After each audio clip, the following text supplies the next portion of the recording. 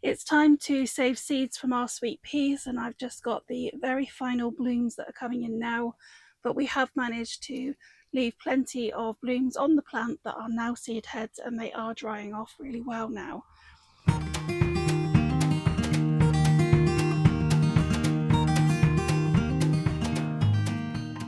Sweet peas are actually quite expensive to grow every year, and the seeds are not cheap and you don't get many in the packet, so saving your own is a fantastic way to go about this to save an absolute fortune, in my opinion.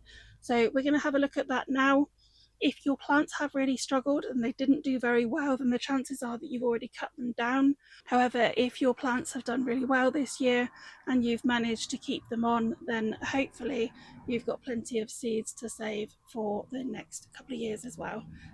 This is what the sweet peas are looking like now, and they have definitely struggled in the heat of this summer, but they did also put on a really good display. So what we are looking for today is some of these seed heads, and we do want them to be dry, so we don't want them to still have any green on them if possible. If they are still completely green, then you need to wait a few more weeks before we're going to look at harvesting these. So we're just going to select the sweet peas that are completely brown and just chop them off and pop them into a tray for a moment.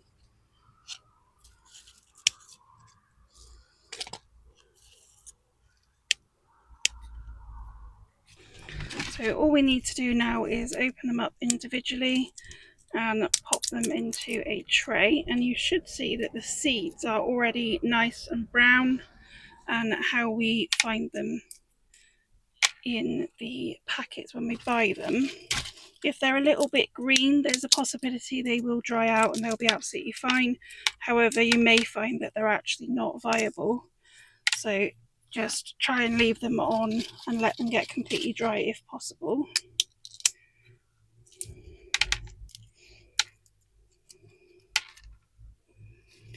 If we leave them on the plant and we don't harvest them, they will open up, and you can see just a gentle press there and they open up into this little V.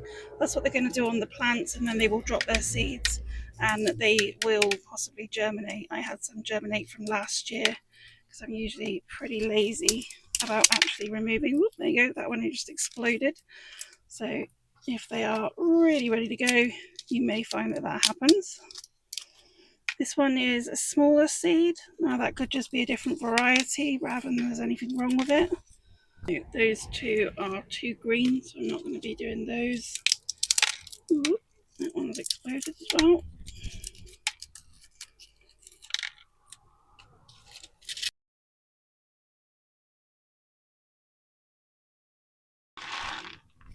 There we go, that's the seeds I've collected off of these ones. So there's a little bit of chaff just to pick out, but otherwise they are reasonably clean.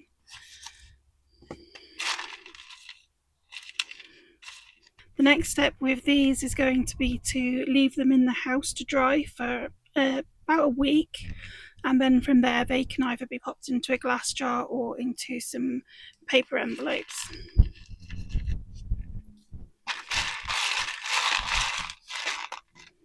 We've got one little green one there that I'm going to take out. I can spot the right one. Yeah. But they're all different sizes, they're all different colours. That could be likely to be the different varieties rather than anything that's gone wrong. As they dry out a little bit more, they may go a little bit smaller as well. So we'll next be sowing these again in mid-October, and then I'll just be using these seeds to do so.